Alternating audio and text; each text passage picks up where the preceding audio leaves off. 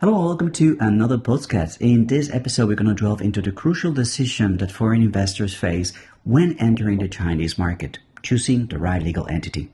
Specifically, we will focus on comparing and contrasting wholly foreign-owned enterprises, WFOEs, and representative offices, ROs. And we strongly advocate for WFOEs as the more advantageous option in most scenarios.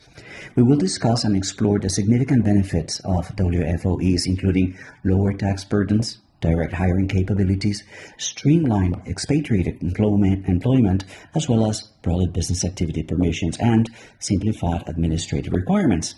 This episode will also address the historical preference for ROs, and we're going to guide our listeners through the process of transitioning from an RO to an WFOE and clarify how you can effectively perform services traditionally associated with ROs. So today we are welcomed by Kathy. Kathy, good morning. How are you? Fine. Thank you. Okay, it's really a pleasure. Why don't you introduce yourself briefly to our audiences? Hello, it's really a pleasure to be here. I'm Kathy Zhang, the founder and CEO of Kathy Accounting Firm.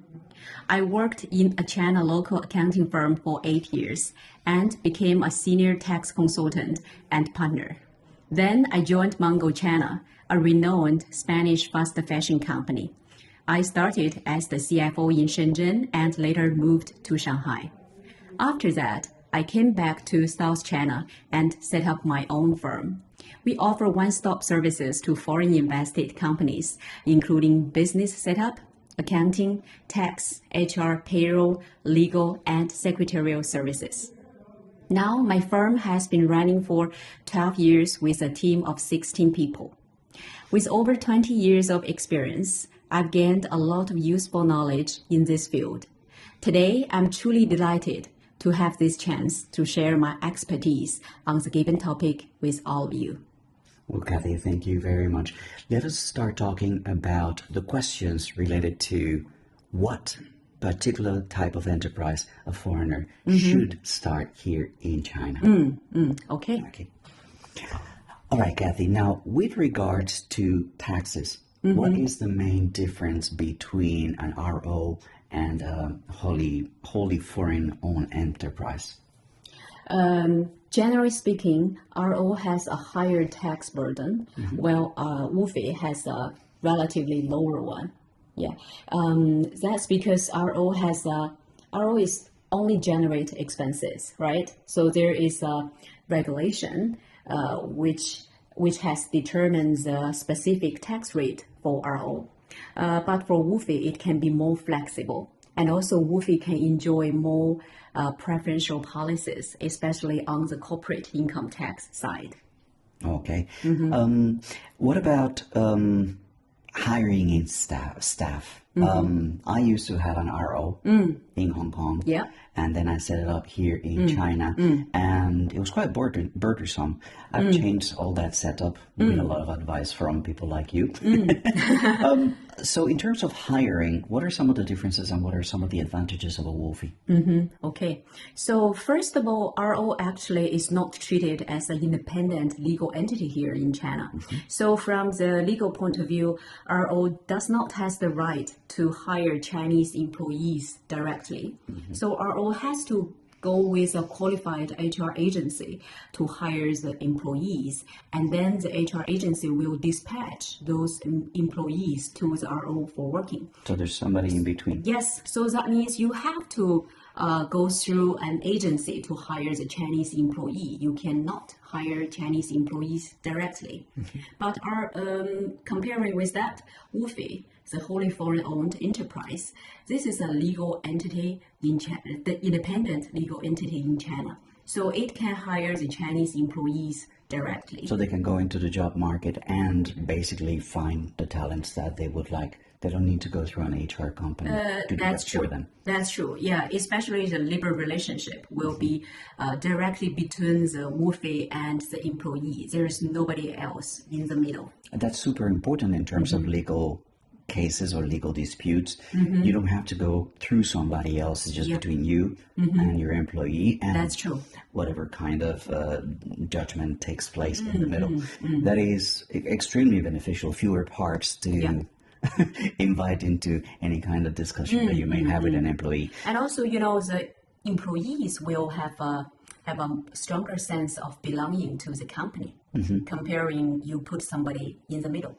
Sure, I work for this company, not I've been assigned to this company, sort of. Yeah. What about foreigners? What about hiring foreigners? Because that was one of the things that I did. I wanted to employ myself. That's why I set up an RO, and that allowed me to work here.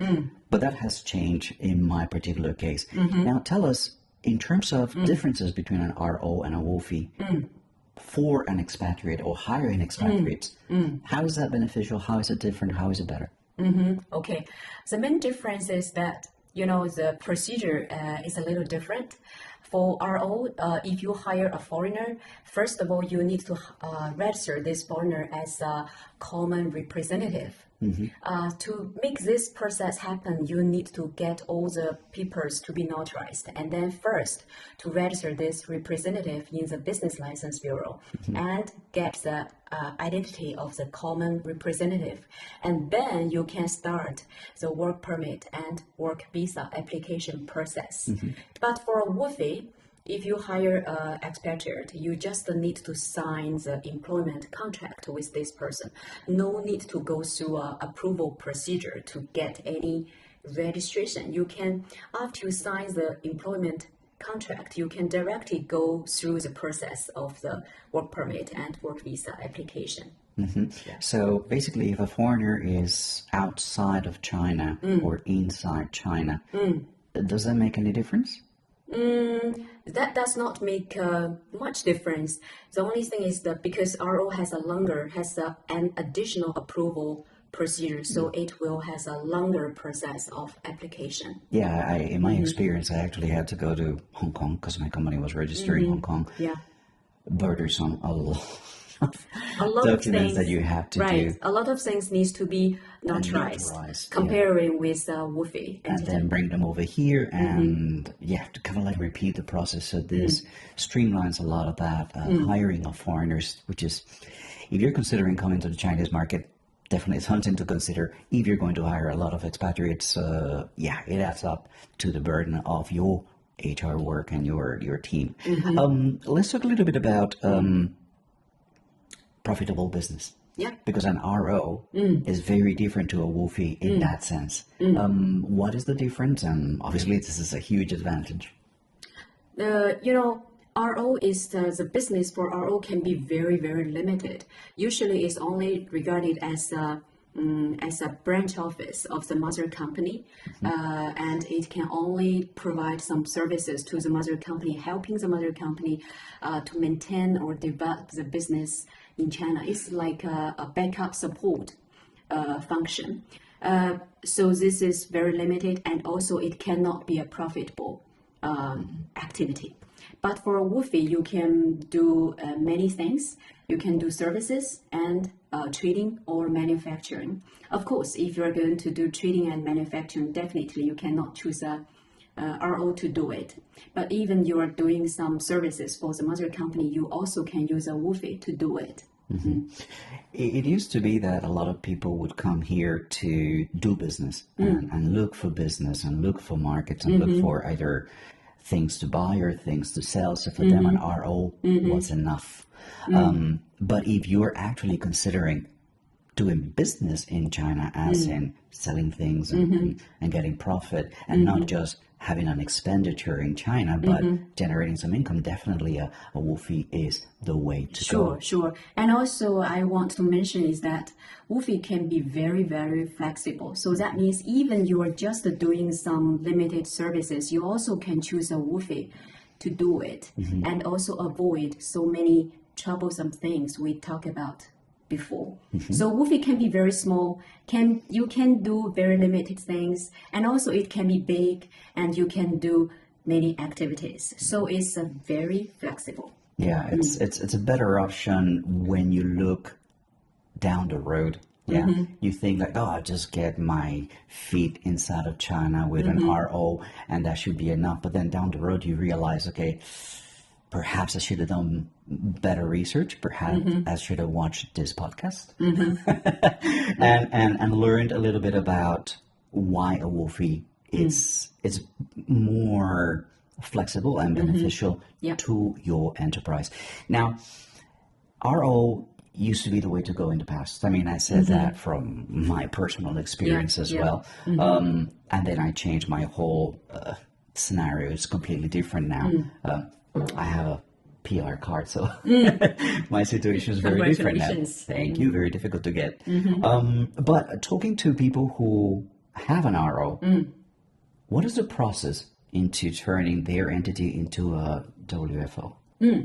Okay, so first of all, if you really decide to make this transfer, the transition, the first thing is to set up the WFOE, the new WFOE. You can set up the WFOE at the same place you're register your RO with. You can use the same address to register the new WFOE. After the setup, the second thing is to transfer all the current employees to the WFOE.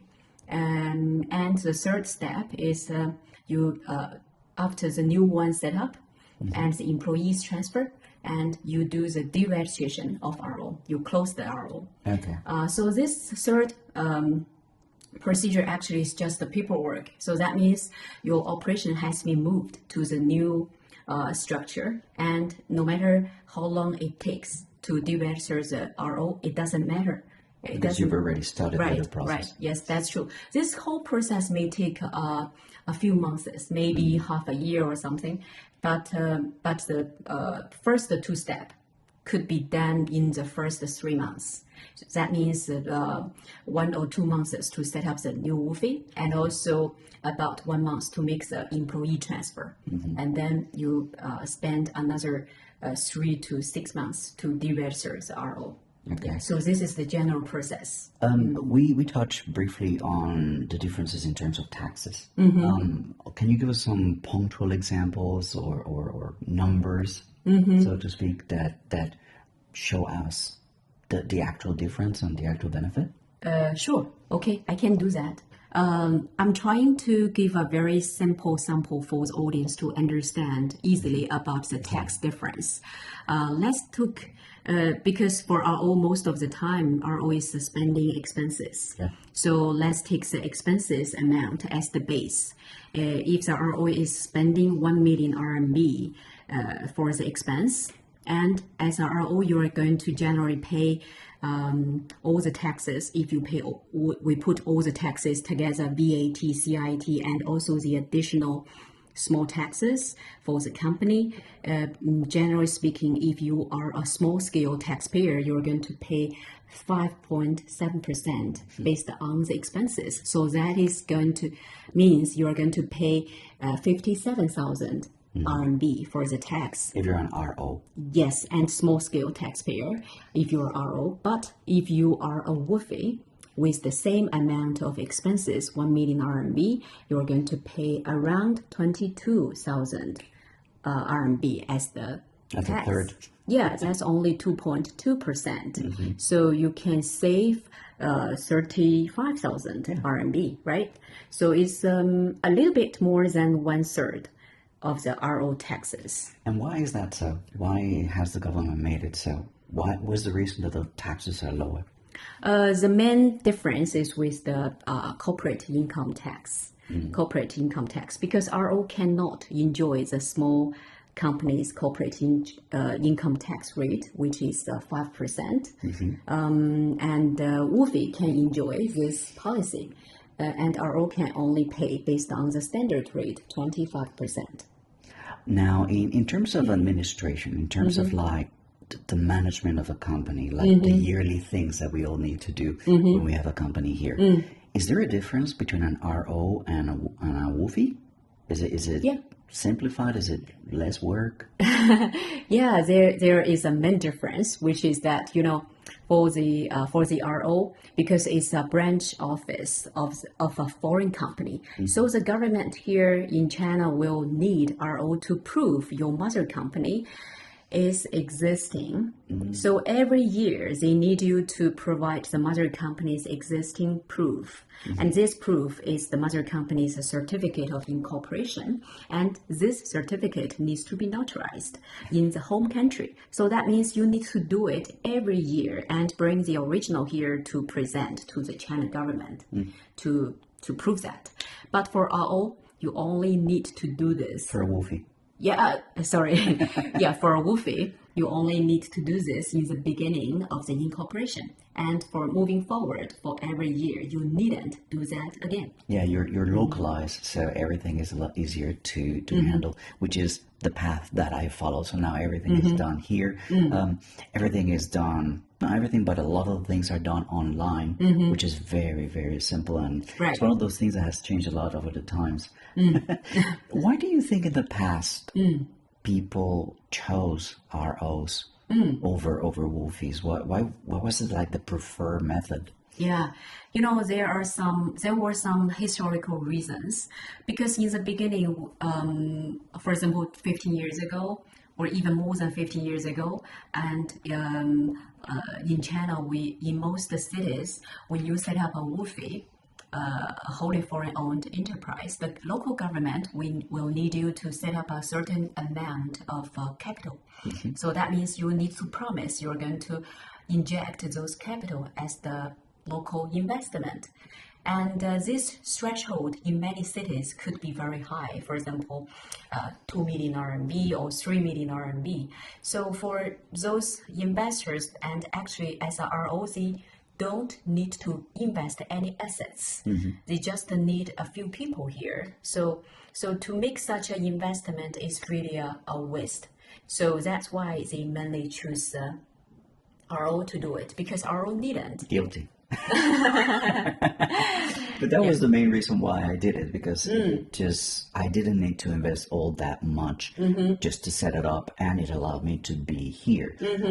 Over the times, that has changed, and it's just become a lot less financially burdensome to invest in China. Now, to set up a WFOE, there's no minimum capital requirement. Wow. Totally no. Yes. Of course, you can set up a very small amount, like $5,000 or $10,000 should be fine. And also, you have 5 years of term to inject the capital. Yeah, that's what was offered. Times. That's what was offered to me. Basically, they said like you've got, I forgot how many years to basically increase the capital. So it's not something that you have to do at once. It's not something that you have to do from the get-go. You can have a plan to grow and to develop and just continue to inject and grow your business, which is, I mean, this didn't exist back in the day, 20-something years ago that I came to China and set up my company. Let me ask you another question. If I go from an RO to a WFOE, right? Am I losing anything? Am I missing something? Is there something that I cannot do? No, you are going to be able to do everything that RO can do. But when you're doing the transaction, there is one key point you need to be aware of, and you need to evaluate if you can control the situation. That is for the team, for the employees. Because for employees, because they are going to transfer their employment from the previous HR agency to the new WFOE. So that means, first of all, WFOE must carry forward their working seniority, right? So, and also in this process, we need to let the employee agree on that. But maybe some employees may not agree, and they may need the company to compensate their working seniority at once, immediately. So that means when you make this transfer, if the team or some employees insist on that, and maybe you will need to spend more money on the severance pay to clear their previous working seniority and then start the new employment. But if the team can agree to let the new company to carry forward their working seniority, so there won't be any extra cost. So the sooner you do it, the better, probably. Yeah. There's also another question in terms of the responsibilities towards the employees. With the RO and the WFOE, is there any difference in terms of social security, house funds, and things like that? There's no difference. This is totally the same. The only difference is RO, you go through an agency to do it, and for WFOE, you directly do it. And you go through an agency means you need to pay the agency a fee per person per month for handling that. All right. What would be another point or key aspect of this difference between RO and WFOE that you would like the audience to take away with them? What is the key thing that you want to tell them as a main message? At this point, I also would like to clarify the model of the WFOE, how WFOE will replace RO in the business side. Generally speaking, WFOE is going to set up an agreement between the WFOE and the mother company or any other third-party companies, set up a service agreement. And the WFOE team here is going to provide services to the foreign parties and then charge a service fee, maybe every month or regularly. To such service fee will be used for support WFOE's operation. And meanwhile, as a WFOE also needs to maintain a certain level of margin. So that means WFOE is not only charge the expenses, it is the spending. It also need to make a markup and charge a service fee from the foreign parties. We've done videos before, we've done podcasts in the past, and one of the things that I always get in the comment section of that video is, how do we go about doing this? I mean, I'm outside of China and I would like to come into business. First of all, how do I contact Kathy? And number two, how do we get started? What should people do first? Okay, the people first is to evaluate and set up this new WFOE, and we are going to we can provide very tailor-made services to get the potential clients to make the setup and prepare all the documents. Actually, this process now is not difficult anymore. It's very straightforward, and also with our guidance, you won't feel any big trouble in the process. It will be very smooth, and even without the client physically come to China, and we can handle all of the procedures for them. So this can be done remotely before they come to China? Yes. That's excellent. And also now we can cover most of the major cities in China. Okay. Not just Dongguan. Not just Dongguan, and including Guangzhou, Shenzhen, Shanghai, or even Guangzhou, Hangzhou, many other major cities. Yeah, no That's problem. excellent. Okay, so you told us very briefly about your company.